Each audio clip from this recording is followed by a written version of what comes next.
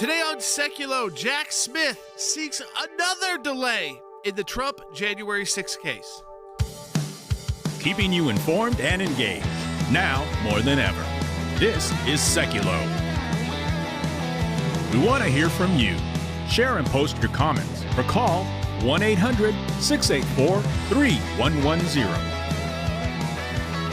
And now your host, Jordan Seculo. All right, folks, welcome to Seculo. Remember, initially it was Jack Smith who wanted to rush a case to the U.S. Supreme Court on whether or not President Trump had any post-presidential immunity from acts that were taken during his presidency. The Supreme Court said no. Ultimately, the case got to the U.S. Supreme Court, and when it did, it was a blow to Jack Smith. But there was a different case brought initially, remember, by one of the January 6th, those who were in prison found guilty, and he challenged one of his charges, and that was that the charge that it was an obstruction of an official proceeding, and the Supreme Court found that that was not, in fact, what that meant under the law, so that a protest would not be an obstruction of an official proceeding. And this was someone who actually entered in to the Capitol. So they are still in, I don't know if they're still in prison, but they were still found guilty on other charges that they were not successful in appealing on. But the Supreme Court tossed that charge. Well, two of the four charges Jack Smith brought in Washington, D.C. against Donald Trump would be thrown out then under that theory. The first is a lesser obstruction, which is a conspiracy to obstruct an official proceeding, which, of course, you can't be part of if the act itself, speaking at the rally, is not the obstruction of an official proceeding. So you take two out, what are you left with? Conspiracy to defraud the United States, which is very broad and pretty weak, actually, and then conspiracy against rights, another one, which is very weak, the two weakest charges. So they were supposed to have a joint status meeting on this case. It was supposed to be in, August 16th, so pretty soon. And Jack Smith has said they need this to at least be no earlier than August 30th because they can't yet figure out what charges and how to bring a case against Donald Trump. Now, let's remember the ACLJ filed in both of the cases, Fisher and the Trump case, that Jack Smith on presidential immunity at the U.S. Supreme Court.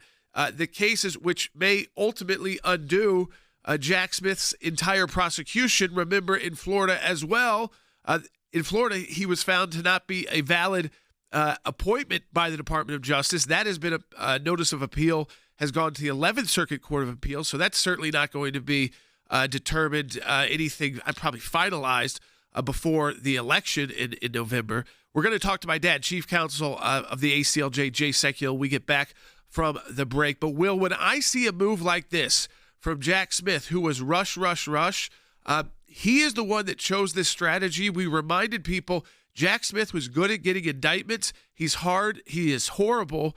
It's sometimes good at even getting an early conviction. What he's not good at is ultimately getting overturned. Well, that's right, Jordan. And what you see here is the Judge Chutkan, had put this on the schedule for, it came out last Friday, that by August 16th, they were going to have a status conference for the case. And when you see Jack Smith, who's had, by that time, will have had a month and a half since the decision came out on July 1st to figure out how to move forward, asking for more time, saying that both sides need to be able to file their briefs on August 30th, so 3 weeks after the original date of August 16th, and then saying the hearing needs to be after that. You can tell that there's probably disarray within the Office of Special Counsel of trying to figure out what's immunity, what's not going to stand. And also there's the question of what happened with Eileen Cannon down in Florida, which threw out the indictment of Donald Trump because she said that the special counsel himself was unconstitutionally appointed. So we'll see if that even plays in as well. All right, folks, we're going to take your calls, 1-800-684-3110. My dad joining us next to talk about the ramifications of this action by Jack Smith. What does it tell us, the tea leaves there? But I want to remind you, folks, we are representing, of course, our colleague Tulsi Gabbard, her husband, and, of course, working with the whistleblower protections as well. This is a case against basically the entire Biden-Harris administration. Department of Justice, DOJ, you've got TSA, you've got Department of Homeland Security, the FBI, the list goes on. We need your financial support. We really do right now. Donate today at aclj.org. Major breaking news from the U.S. Supreme Court on the final day of its term. The High Court has just issued one of its most consequential rulings in recent decades, a decision that not only affects the 2024 race for president following last week's contentious debate, but also the future of the presidency itself. We have word that the Supreme Court has issued a ruling on the extent of presidential immunity from criminal prosecution for conduct alleged to involve official acts during the tenure of President Trump. Under our constitutional structure of separated powers, the nature of presidential power entitles a former president to absolute immunity from criminal prosecution for actions within his conclusive and preclusive constitutional authority. He is entitled to at least presumptive immunity from prosecution for all his official acts. What the court does here is steps through each of the actions of former President Trump in his alleged conspiracy to overthrow the 2020 election. I can't see how this doesn't induce cardiac arrest with the special counsel. At one point in the opinion, they say, look, this is a quote, the indictment's allegations that Trump attempted to pressure the vice president to take particular acts in connection with his role with the certification proceeding thus involve official conduct. And Trump is at least presumptively immune from prosecution for such conduct. The court then goes on to say that the burden, of course, is on Jack Smith. He has to show that this does not pose any intrusions into the executive branch. And the court says that that this, quote, may well hinder the president's ability to perform his constitutional functions. So here the court is imposing a very significant burden on Jack Smith when this goes back to the judge. All right, folks, welcome back to Secular. If you want to talk to us on air about any of these questions, one about, of course, and we're going to get to it further today because I wanted to lay it out for you yesterday, the whistleblower protections working with Empower Oversight, and, of course, representing our colleague, Tulsi Gabbard, her husband, and maybe more if we find out more about this Open Skies program used against American citizens, and it's supposed to be used against suspected or known terrorists utilizing commercial airlines. And we have congressmen now calling for hearings from the TSA. We will, of course, file a FOIA, but we're going to take other legal action. And we say other legal action at the ACLJ. We're talking about taking on basically half of the Biden-Harris administration because the Department of Justice will defend, but you've got to go up and go to the TSA, obviously. That involves the Department of Homeland Security, the FBI, who's providing this info that would justify putting a former congresswoman and presidential candidate and someone who was even being looked at as potentially a vice presidential candidate with a big profile on this list. So you go through that and you realize the NSA, these are the toughest to litigate against. And so we looked and we said, we need a real resource push at the American Center for Law and Justice. We always tell you the great thing about you, our donors, is that we don't have to think about taking a case. But what we do want to do is the more resources we have, the quicker we can take action. If we need to bring on specialists, especially on an issue like this, we need you. So be part of our Life and Liberty Drive. Double the impact of your donation today. I mean, if you can write $100, put out a $100 donation today at aclj.org, that's effectively $200. I mean, that's incredible for us when we've got this amount of casework going on in just one issue, but so many different elements to this, protecting the whistleblowers, protecting the rights of Tulsi Gabbard, protecting her husband's rights, and the rights of others that may come up through this as well. So donate today at aclj.org while our Life and Liberty Drive goes on. Again, if you can donate $500, think about that. That's $1,000 to the ACLJ, but every donation matters. That $5, that $20 is just important too. I want to go to my dad, Jay Sekulow, because this is another case that we've involved in with both briefs we filed in at the U.S. Supreme Court, Dad. First was the Fisher case that we got the decision on June 28th. That case specifically knocked out likely 2 of the 4 charges Jack Smith wanted to bring against Donald Trump in D.C., the conspiracy to obstruct an official proceeding and the obstruction of an attempt to obstruct an official proceeding. So those 2, Dad, I think were already DOA, and now he's asking for more time to figure out if the additional two charges survive the Supreme Court decision either. Yeah, and I think the answer to that is going to be they don't. And Jack Smith has come to the realization that his whole operation is just about up. I mean, we know about these special counsels because we litigated and dealt with it with Bob Mueller. And the problem that you have here is the Supreme Court opinion. And by the way, it not only affected the situation down in Florida, but it also affects the New York prosecution, the state prosecution, because there, in the Supreme Court opinion, the court said that you cannot have any evidence of wrongful acts, basically, if in fact it was official acts of the president. The court can't get involved in that. So this idea in New York that they let in all of this evidence, as you know, all this evidence was let in that would now not be admissible, including the evidence of witnesses that worked in the White House. Then as it relates to the January 6 issues, Jack Smith is facing the same problem. What this comes down to, Jordan, at the end of the day here is they can't figure out under these Supreme Court decisions how they can get their evidence in, and that's why they keep calling these opinions extraordinary. At what point, Dad, does someone like Judge Chutkan, who's accepted the delays, obviously, when the Supreme Court decided to hear the case, that would be normal, but then sets a date for August 16th, and then Jack Smith comes back. Usually he's trying to rush things, and now it's, I need at least another 2 weeks. It's not like the Trump team doesn't want to give him that because it shows a lot. Of course, we're talking about it right now, but they're obviously having serious issues. I mean, in one case, he's been found to be illegitimate and as a prosecutor, and that's being just the notice of appeal has just been filed there in the 11th Circuit. But the idea here that they were down to maybe 2 charges after June 28th, and then after the July 1st decision by the Supreme Court, they may not have anything. And they would have to almost restart. I don't think there's an appetite for that.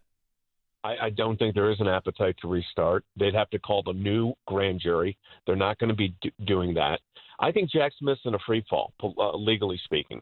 They had 2 cases go against them significantly. The most significantly, it curtailed their authority in one, and in the other one, it raised the immunity issue raised so many evidentiary points for the special counsel that I don't think they can move forward on a case. So, and by the way, the Supreme Court took the position we advocated in our briefs that the president was immune from prosecution for official acts he took as president, which, by the way, you would think every president would want that same kind of protection.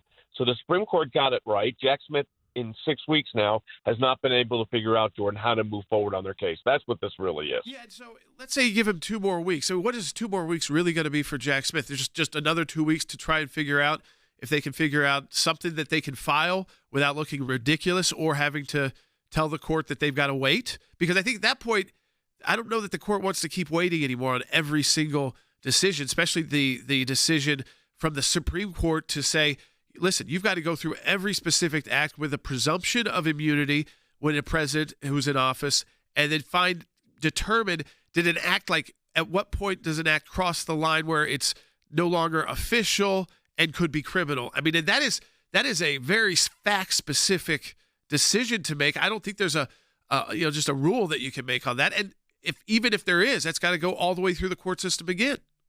Exactly right. So the acts, for instance, on election integrity issues, that would clearly be deemed an official act. So the actions taken in light of the election would be deemed official acts.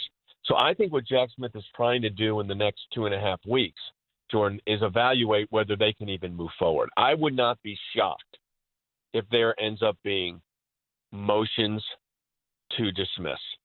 It's very conceivable that the government may not be able to proceed at all. They may move on their own. I'm hard-pressed to think they would do that, but you look at it, you think that's what's coming. Well, we know what's coming from the left and the Democrats is going to be, this is why we have to, we have to pack the court. We have to put term limits on the court. So they've kind of set the stage for Jack Smith to do this by blaming the U.S. Supreme Court. That's what he'll do. Yeah, because right now you got Jack Smith. You got one court saying that the appointment of the special counsel was unconstitutional, which, by the way, we advocated for that when we had the Mueller probe going. And then, on the other hand, they're saying that the president is also immune. Yeah. And then you had, like you said, the opinion on the substantive crime of the official acts of Congress, and those were thrown out. So they are in very bad shape, the government, in these cases. I wanted to ask you, too, about, we're talking about resources today at the ACLJ, because yesterday we kind of laid out with the whistleblowers, with the Open Skies program, Tulsi Gabbard, our colleague, even her husband, still was tagged in this program. And we talked about, generally the work, the FOIA work, but also the coming litigation and the amount of different government agencies this involves. And like Jack Smith said in his team in the court case in Florida, they have limitless resources. They don't have a budget. They have limitless resources. So when you take this on, especially in the national security sense that we are doing for our colleague Tulsi Gabbard, and you take this on, you are taking on a government that has limitless litigation resources. So we're actually taking on our taxpayer dollars, really. It reminds me very much of the cases we raised and made against the IRS for their unconstitutional targeting. It's a lot of the same issues, by the way. It's this kind of, deep state targeting that's going on, except this time, again, they've been caught red-handed. But you're right. So the support of the work of the ACLJ allows our team to do what is very, very sophisticated litigation. We've got involved in this case, former U.S. attorneys on multiple levels working on this, appellate lawyers already working on this, so our government affairs team working on this. So your support of the ACLJ, especially during this matching challenge, and we are dead even where we were last year. I'd like us to see if we can pull ahead a little bit. So I encourage people to go to aclj.org and have their gifts matched. It makes a huge difference, especially with these new and complex cases. Yeah. So, and Dad, I appreciate you joining us. I think what you said there is key. We're coming to you today straight on this because, again, this was a case that, you can't prepare for any of these. But this was a big one that it was, when you first look at it, you're like almost shocked that it's real. Then you want to go through and make sure, okay, this is real. And then you realize, okay, we've done cases in the past similar to this, so we know what the resources are like. So let's go to our team today and let all of you know who are supporters that the more resources we can put on this case is protecting your rights too. I mean, this program has never stopped a single act of terrorism, a single crime, or led to an arrest of a terrorist, the Open Skies program.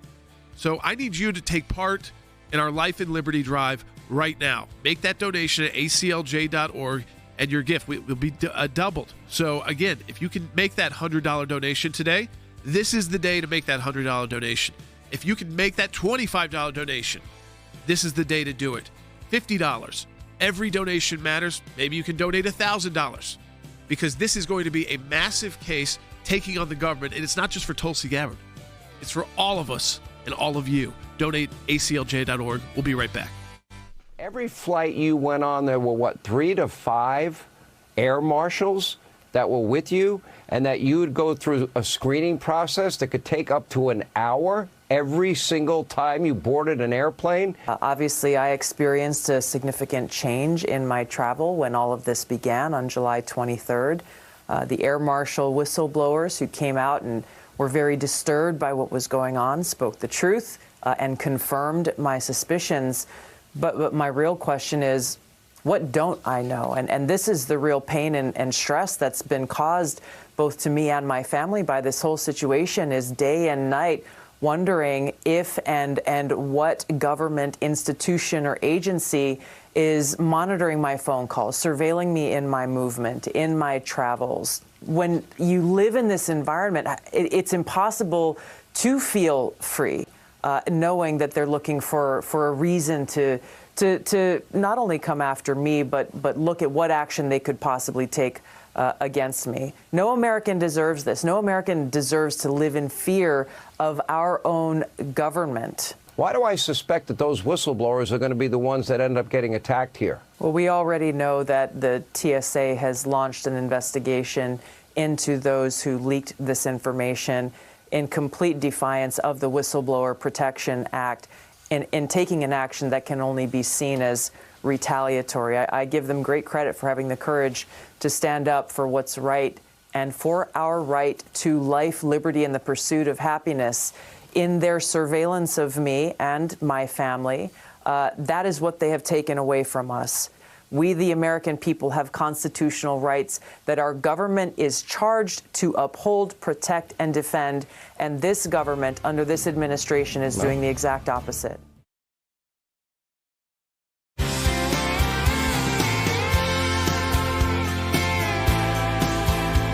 Folks, welcome back to Secular. I want to remind you, we are taking your phone calls too at 1-800-684-3110. These issues, they love talking about, President Trump convicted felon on the campaign trail. And now you've got, Jack Smith and these issues really bubbling up about whether or not any of these cases can even move forward. And so Jack Smith can't even file a joint status report on August 16th. He's asked a judge in Washington, D.C. to again delay this case because of the Supreme Court case.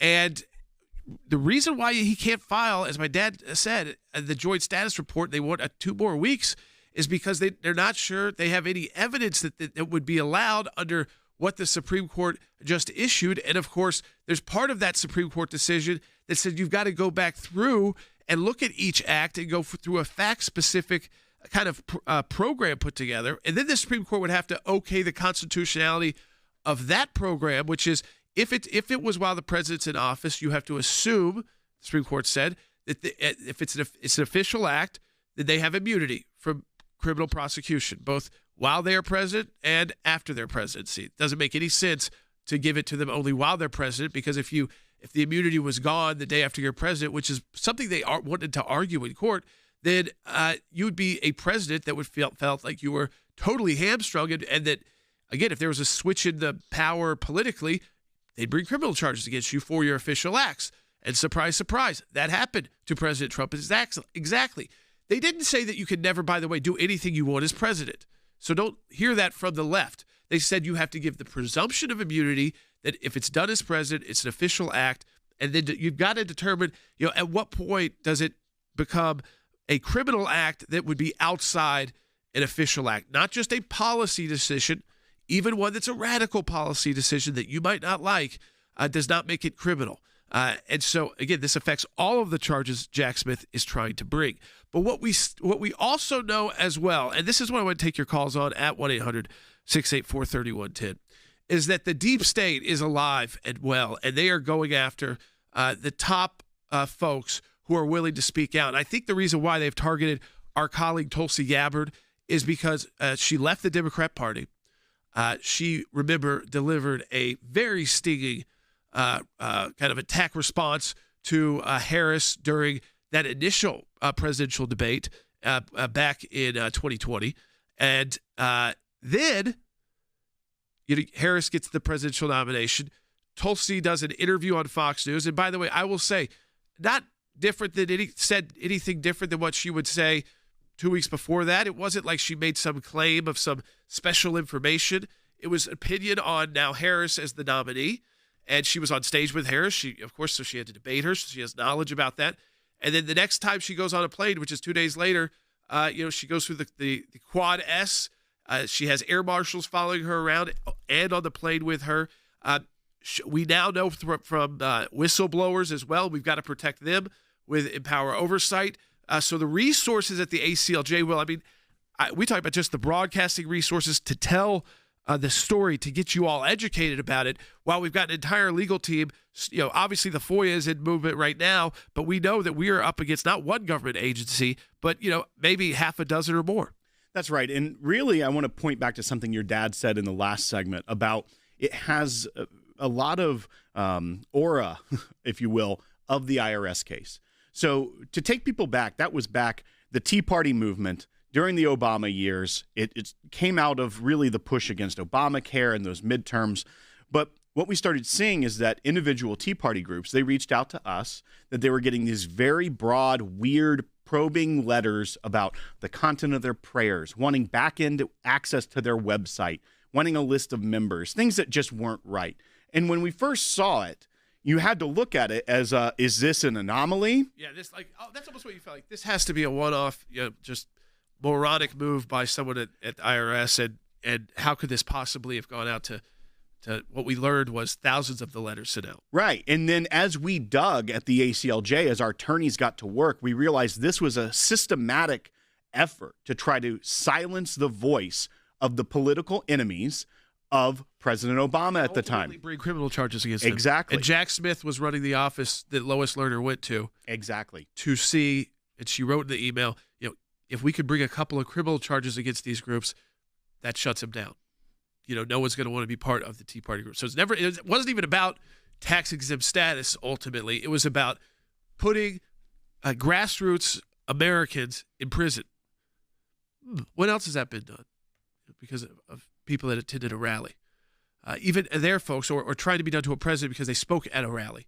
So support the work of the ACLJ. Again, I'm making this big push today because this is one of those highly involved cases because you're taking on so many different levers of the federal government. So you've got the security state. You've got the NSA side, the FBI side, the Department of Homeland Security, which oversees TSA, of course, Department of Justice, because they're going to litigate it, but they've also got the FBI under them. So you go to the FBI. And then of course, State Department as well. Was there something here that was foreign? How was this triggered? Or was it completely done as a targeted political act? And we know this program hasn't been very effective. So is it just being used as another way to spy on conservative Americans or Americans who, again, are speaking out against far left policies that aren't working in a totally legal constitutional way? This is why we need your support for these resources, because we don't want this to, again, we want to move on this as quickly as possible. This protects constitutional rights long-term, not just of Tulsi Gabbard, but of you. I mean, if you're listening or watching this broadcast right now or support of the ACLJ, again, we might not have as big a profile individually as Tulsi Gabbard, but if they could do it to someone with as big of a profile as Tulsi Gabbard, how much easier is it for the government to come after you? So we want to make sure they can't do that. And we believe we can, but we need the resources to be able to bring this quickly. And if we have to bring specialists on, because we've got whistleblowers here too, we want to protect them because they always try to criminalize their whistleblowing, even though there's statutes to protect them. So we need you to go to aclj.org today. And if you can make a donation, if you're someone who really loves the broadcast, because you like, the updates we can give, the fact that we worked, for President Trump in our individual capacity, did the impeachments, did the Mueller report, so we really have the expertise there. And, of course, you maybe like the other work we do, the government affairs work, but you've never made that donation. To you, it's more of kind of a show to learn. That's great, and we appreciate if you want to just join and listen and watch every day. Maybe the one thing you could do is share it with your friends. Doesn't cost you anything. Or make sure you subscribe on the channel that you like watching the most, whether that's Rumble or YouTube, on Facebook. And then, of course, if you're in a spot, and I know everyone's not in that spot right now, but if you're in a spot where you can make a donation to the ACLJ, I mean, this is something we found out about Sunday, Monday. So, I mean, again, we are moving very quickly now by the end of the week in how to bring forward these actions. You may have seen Tulsi last night on Sean Hannity's broadcast. She was, of course, on our broadcast yesterday, as she is regularly, because she is on the team here at the ACLJ because of your support of the American Center for Law and Justice. And we're able then to utilize the expertise of people like Mike Pompeo, a former Secretary of State and CIA director, when we bring a case like this, who's also an attorney. He was an attorney, went to Harvard Law, and Rick Grenell, who was the head of the director of national intelligence. So support the work of the ACLJ during this Life and Liberty Drive. It's a coincidence that it happened during the drive, but it's great because the impact of your donation is doubled. That could be $500, it could be $100, it could be $10. But do it at aclj.org. It all matters. Donate today. We'll be right back. Last summer, we launched our first ever ACLJ Life and Liberty Drive. We never could have imagined how much you, our ACLJ members and ACLJ champions, would exceed our expectations, and we can't thank you enough. We'd love to tell you that 1 year later, threats to life and liberty are no more. Sadly, the radical left is relentlessly doing everything it can to destroy the very foundations of this great nation: life, religious liberty, and the Constitution. The good news is your ACLJ team has not slowed down. We continue to fight in courtrooms across the country, including the Supreme Court, to defend your freedoms and to save innocent babies. And we're proud to announce the return of the ACLJ Life and Liberty Drive. right now, your tax-deductible gift will be doubled, dollar for dollar, doubling your impact to defend your freedoms and help save innocent lives. Go to aclj.org right now and join us in this fight.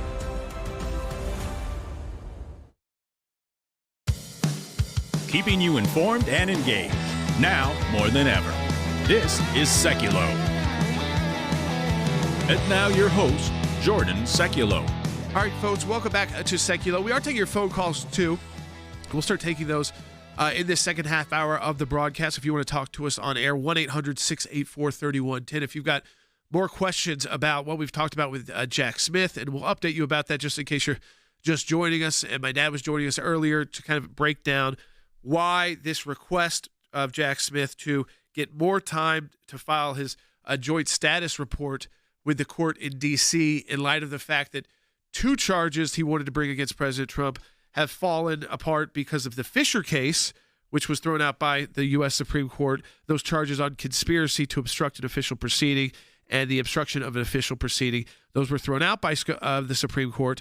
And so those aren't going to survive then against President Trump because of the way that they were defined. It also kind of met the same definition, going to a rally, this kind of thing, being a speech. So the last 2 were conspiracy to defraud the U.S. and conspiracy against rights. Those were kind of like the broad ones to kind of get the case in the door. The main meat of them was the obstruction of official proceeding and the conspiracy part, trying to, make it look like this was some grand scheme to not follow the results of the election. And what the Supreme Court said there is there's a presumption of immunity of acts done as president. And that doesn't fall because a president is out of office. So that stays with them. You then have to analyze, if you were trying to bring a criminal charge against a former president, did that official act cross some line that it would make it no longer official but criminal? And it can't just be that it's an act you don't like or that you find is distasteful or that you find is speech that you don't agree with or political issues that you don't agree with. So now Jack Smith, who was trying to rush all of these cases, is now asking for more time. I mean, the Trump team, of course, saying, yeah, give him more time because he's obviously, again, can't figure out if he can even bring the charges he initially wanted to bring. So that is huge, and we will follow that very closely as we've been involved in all of these cases at the U.S. Supreme Court because of your support of the American Center for Law and Justice, protecting really the rights of Americans, because it's your vote that elects these presidents, and then they're trying to figure out different ways to remove presidents or take people off the ballot and not allow them to run or somehow hamstring them while they are president and think that every decision you make is going to be reviewed by some Department of Justice in the future that's going to try to put you behind bars because they didn't like your politics.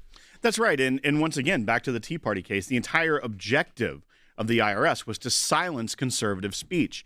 When you take that as an analogy of what's happening with Tulsi Gabbard, and once again, that's part of the reason we're doing the FOIA angle too, not just litigation, is to find out how broad this is against conservatives. Because if you're being followed because of your political affiliation, your speech, speaking out against corruption, speaking out against what's happening in the deep state, and all of a sudden you have 3 air marshals on every flight with you, extended security, bomb dogs at every gate you leave from, that's a real concern. And the objective may not be to put you in jail, but the objective may be to silence you, to intimidate you, to use the strong arm of the government and the Department of Justice and Department of Homeland Security and the Federal Air Marshal Service to make you quiet, to shut you up.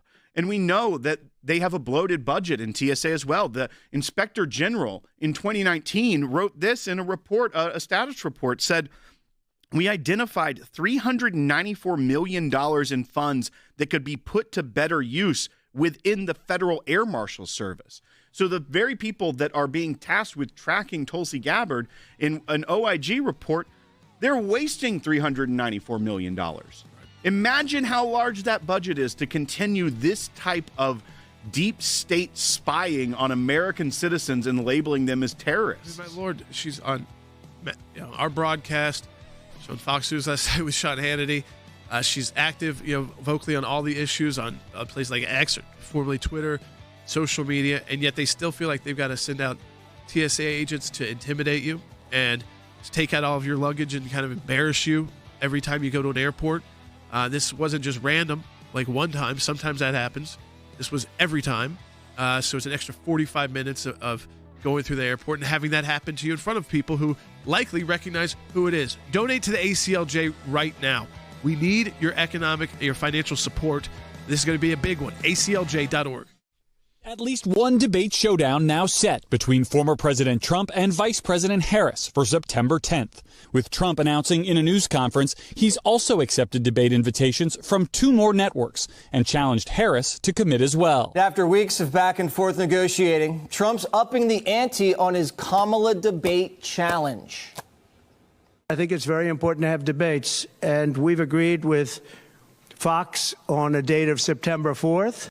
We've agreed with NBC, fairly full agreement, subject to them, on September 10th. And we've agreed with ABC on September 25th. I look forward to the debates because I think we have to set the record straight. He reclaimed the narrative. He talked about the debates. The ball falls back into her court now. Now the question, as you pointed out, as people are asking, will you accept the other debates? She asked whether or not he was scared to debate her. That's fully over. This is a guy who just took a bullet, and she's trying to claim that he was scared to debate her for a debate that he agreed to with Joe Biden. The question is she going to now agree to the other ones that he proposed? Harris telling NBC's Shaquille Brewster she is committed to just one. Will you be participating in all 3? I've always been on record. I am looking forward to debating Donald Trump, and we have a date of September 10th. I hear he is finally committed to it. I'm looking forward. What about the other 2? Let's make sure we get this. Trump tonight also criticizing the vice president for not holding any news conferences or sit-down interviews in the 18 days since President Biden stepped aside. She should be doing interviews. She doesn't want to do interviews.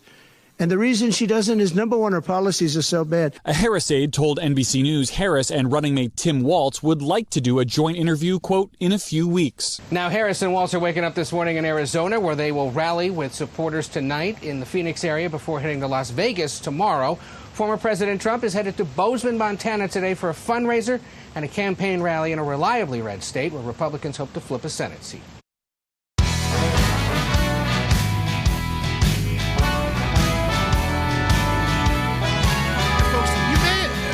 Politics here. We'll get to your phone calls too. 1-800-684-3110. That's 1-800-684-3110. So, you know that Vice President Harris and the nominee now soon for officially for president from the Democrat Party, and the vice presidential nominee on that side, Walz from Minnesota, the governor there, that they were at this. They've been doing events across the country. So they were in Michigan and Detroit, and that was one of the states where 100,000 people signed that uncommitted national movement. So that was may have been one of the largest states where they had that kind of uncommitted national movement. It was pretty big in Minnesota as well, which is why they said Walz was actually a leading pick, was they thought that because he's got the support of people like Ilhan Omar and AOC, that would hit at the heart of those 100,000 that didn't like where Joe Biden's policies were, specifically when it comes to supporting Israel. So this group wants a arms embargo imposed by the United States on Israel, which means no more, that we would not provide weapons. I mean, could go so far as to say that we would sanction other countries, or there would be ramifications for other allies of the United States if they provided arms to the state of Israel. And so Harris, briefly did meet, the vice president, they said, shared her sympathies with the group in Detroit, expressed an openness to a meeting with the uncommitted leaders to discuss an arms embargo. And this is not a leak. This is because she was there and they were at the event. And the uncommitted national movement's leader and co-founder, Layla Alabad, as she said, and told that she told Harris, "I'm a Palestinian. I'm one of the founders of Uncommitted. Michigan voters want to support you, but we need a policy that will save lives in Gaza." They are supporting, again, this arms embargo, and they are willing, both Harris and Walz, to meet with this group to discuss the issues, and of course even the idea of a embargo against arms to Israel. Now, I want to go to Jeff Balaban, who oversees our office in Jerusalem. Jeff, Harris, of course, in the campaign tries to quickly walk back and say all she said was she would talk to the group. She doesn't support an arms embargo. But this is how radical it's gotten, and this is the 100,000 they keep talking about they believe is so key to beating Donald Trump, is to mobilize this group of 100,000 voters maybe in Michigan, another 100,000 in Minnesota, that are the Ilhan Omar types, that have this very anti-Israel position, and we now know. I mean, why would I think, Jeff, even going to a meeting where there's an openness to even hear about an embargo against an ally like the U.S. is a slap in the face to that ally. 100%, Jordan. So first of all, unless something's changed very recently and I haven't heard about it, she didn't walk it back. She's the one who said it directly herself. She's the one who said she was open to an embargo of arms to Israel while it's fighting this existential war against a terrorist organization. She's meeting with the terrorist organization's proxies all the time. She's surrounded by Hamas proxies all the time. And they're welcoming her, they're greeting her. The campaign is setting that up. And it's, again, as far as I've heard, the campaign is trying to do damage control about what she said, because they're trying to walk this fine line between being genuinely anti-Israel but pretending they're not, because they don't want to be perceived as being overtly anti-Semitic, and the situation is nuts. But I don't think she's backed off this. I think she's the one who said it. Her campaign is trying to back off it. Right. But she, the candidate, expressed an openness to withholding arms from Israel as though Israel is the enemy. And by the way, in contrast to the fact that she and her party have been leading the call for what they call humanitarian aid, which we know, we've tracked, is being used by the terrorists to fight against Israel. They call it humanitarian aid, but it's funding up Israel's genocidal enemies. Well, that's where the Democrats' candidate is today. And I think, Jeff, where this could be important now, and we were going to get into this in the next segment, is that now we know at least there's been one debate agreed to. President Trump was willing to do an additional 2 debates before the election. But now that we've got the spokesperson, it was actually interesting. It was the spokesperson, not from the campaign, but it was a spokesperson from the vice president's office. It's her national security advisor, Phil Gordon, who said on social media that she does not support an arms embargo on Israel. It's not even her campaign yet. It's again, that's the administration she currently serves, and that's also, she's not yet the president of the United States, and that's their position. So it serves up really, Jeff. I mean, they have to ask this question in the debate. I mean, we kind of have to remind them when we get to that debate, because, Will, what's the date? It's September 10th on ABC. Okay, so it's like we need to do a push to ABC when it gets closer to ask her directly, why are you willing to meet with a group about imposing an arms embargo, and would you consider imposing an arms embargo against our ally Israel? Yeah, I mean, again, she has been very vocal about the poor victims of Israel who are not the victims of Israel at all, and it bears repeating. Israel has waged a war which is unheralded in modern human history, where there's it's close to say almost no, meaning it's a 1-to-1 ratio of what they call civilian deaths to combatant deaths. Usually it's 9 civilians or 5 civilians killed, and here it is, these are our enemies. They're death to America enemies, and she is completely on their side. Yes, this question, absolutely, you're right, Jordan, this has to be asked. And you're right also, very important point, the current administration is playing footsie over here and trying to have both sides of it, but she and her campaign have not come out and said that she will not consider an arms embargo. Very important. Jeff, as we've been talking about all day today, just kind of the scope of the work that we've got going on right now, whether it be filing briefs at the Supreme Court on the immunity issue, whether it be defending Tulsi Gabbard, who's been targeted by the TSA. But we wanted to have you on today to also talk about this issue because it's very real. It's happening right now. But you, as our director of our ACLJ Jerusalem, that as we look ahead, we're under 100 days from the election. And there's going to be a choice for the American people about how we further our relationship with our greatest ally in the Middle East. And the work of the ACLJ isn't going to stop on November 5th, though.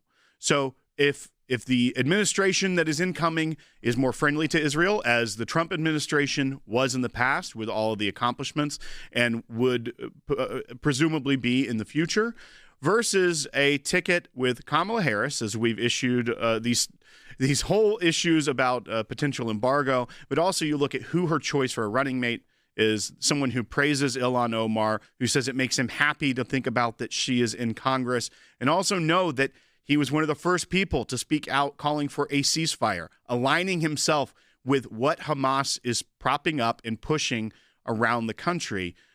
What to you, with your work that will continue no matter what happens on November 5th, how important is it right now that we continue this fight? It's a great question. I see going back and forth really from, Washington and Jerusalem and spending I guess, more of my time really in Jerusalem. But at this moment, there's so much going back and forth because it's tragic and painful to hear Israeli media and members of the Knesset, the parliament there, and government ministers who at this point, they have to think of America as an enemy. And that's the words that are being used by the media there. Now, and what we need to reassure them and explain to them, and what we need to work on here is to ensure that it's not America that's the enemy. We have an administration that has indeed become a tactical enemy and now an existential threat to Israel by funding up those who are trying to destroy Israel, by withholding arms from Israel while it's trying to wage a war, by diplomatically inciting against Israel. So they need to understand that's not America. This is an anti-America coalition, honestly, that's in power right now. Obviously, so much rides on this election for Israel as well. And Israel perceives itself as they have to fight. It is existential. There is no choice. And they just don't get it because they know that they're manning the barricades. They're what stands. They genuinely are what stands between America and these jihadis who have sworn death to America, who burned the American flag. And so it's important for them to understand, as in America, we're the American Center for Law and Justice in Jerusalem, not the Israel Center for Law and Justice, that they see and they understand that America, God bless the tens of millions of Americans for whom this is a major issue and will make this an issue, hopefully, God willing, in this election. Jeff, we appreciate you joining us. And again, you see the radical nature of who this campaign is willing to even take brief meetings with, and then ultimately says, we'd like to meet even further, and we'll discuss with you the potential openness to an arms embargo against the Jewish state of Israel. And then they walk back quickly, not the campaign, but as Jeff pointed out, it was her national security advisor who walked out and said quickly, we don't support an arms embargo against Israel. That's a lot easier for the administration right now to currently say than it would be her campaign, who doesn't want to have to say that. They want to have these behind closed door meetings. And Will, they said the reason they picked Waltz and the reason they're moving this progressive way is these 100,000 uncommitted voters that were not going to vote for Joe Biden, and they think that's how they put up their blue wall. And so they're willing to take on our ally Israel just to win an election. And you don't think they'll cave to those? I mean, because look what they already did with the favorite for vice president was Shapiro. And why couldn't he be the vice presidential pick? Because he was Jewish. So they've already caved to the Hamas caucus once in this campaign, this short-lived campaign. You don't think they'll do it again? I think they probably will. And again, we're fighting back, and because of your resources on this issue, standing with Israel, United Nations, in Israel with our office in Jerusalem, in Washington, D.C., wherever we have to, at The Hague, the International Criminal Court, supporting the Jewish state of Israel, who's on the front lines against the same enemies we have, and the idea of Islamic terrorism. Support the work of the ACLJ, aclj.org. Double your impact, your donation today, aclj.org. We'll be right back. We've had whistleblowers come out saying that you've been put on, the quiet skies list. And let me just read that out for people, what the purpose of that list is for: to mitigate the threat to commercial aviation posed by unknown or partially known terrorists. So, Tulsi, just your reaction when you found out that you were on that list. You are someone who has served the country both in Congress as a presidential candidate and currently in our armed forces. According to these whistleblowers, that I am on this quiet skies list, that my own government, my president, my commander-in-chief is targeting me as a potential domestic terrorist. The closest word that comes to mind is a complete sense of betrayal.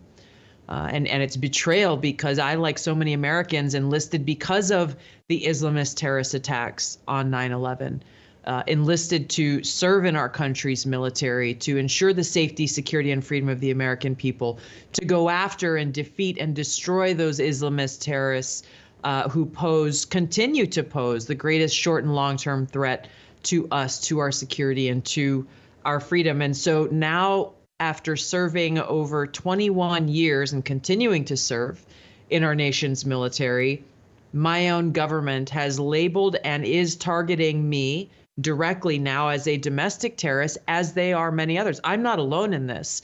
Of course, this list is not being made public, but we can look to what the Biden-Harris administration has done in multiple cases of how they have There have been leaked conversations, leaked files, leaked documents, and even statements they've made in public saying that this threat of domestic terrorism and extremism is so great, and often very likely it is those in the military or military veterans who are these potential threats here at home.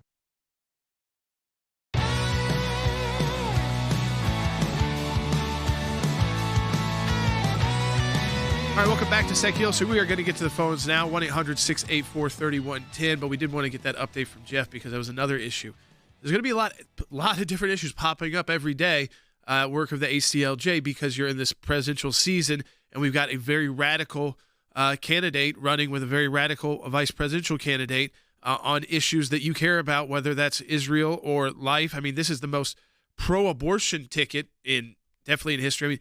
I mean, she was the first, I think, now presidential candidate to visit a abortion clinic, at least publicly, and guess who visited with her at the time? Governor Walz, who's now going to be her VP the candidate. And he has said, he famously, do we have the sound about Nancy I don't think Pelosi? it's on the list right now. Yeah, but yeah. I mean, he said, and we played it yesterday, that Nancy Pelosi even said to tone down how pro-abortion he is. So they think, there and on, their anti-Israel radicalism and meeting with those kind of groups, even sitting down with those kind of groups, but being afraid to be too closely associated with Jewish supporters of Israel, even if they are liberal Democrats, because of what that means to these activists. Again, on and on we can go, but I want to get to your calls. Let's go to the phones, Will. Yeah, let's go to Joanne calling on line 2 from Ohio. Joanne, you're on Seculo. Hi, guys. I have a Jack Smith question. Yep. If Judge Cannon in Florida deemed him unconstitutional, why doesn't that apply in D.C.? Is it a matter of court filings, or is it? It's, so this was at a district court in Florida, the trial court. They filed a notice of appeal that would go to the 11th Circuit. So then it would go to the circuit, and then you would then ultimately, who wins or who loses could appeal to the U.S. Supreme Court, and they would probably have to take this case because there have been a number of special counsels appointed, not just Mueller and Jack Smith, but you had two. You had Durham. You had the one on who was going through the classified documents of Joe Biden as well, who said he was going to be like the grandpa. Yeah, Robert Hur. So, I mean, I don't think the Supreme Court would ultimately, depending on what the 11th Circuit does, if they say it's special counsels are okay, the Supreme Court could leave it there because there's been some history of having special counsels. If they say, you know what, now that you're challenging it, we don't think it is, because if you're a U.S. attorney, you have to go through confirmation, and you still have limited jurisdiction. How then can the Department of Justice pick whoever they want to have unlimited jurisdiction to bring these criminal charges that a U.S. attorney could not if it was outside their state, or if not even their state, but their region within a state.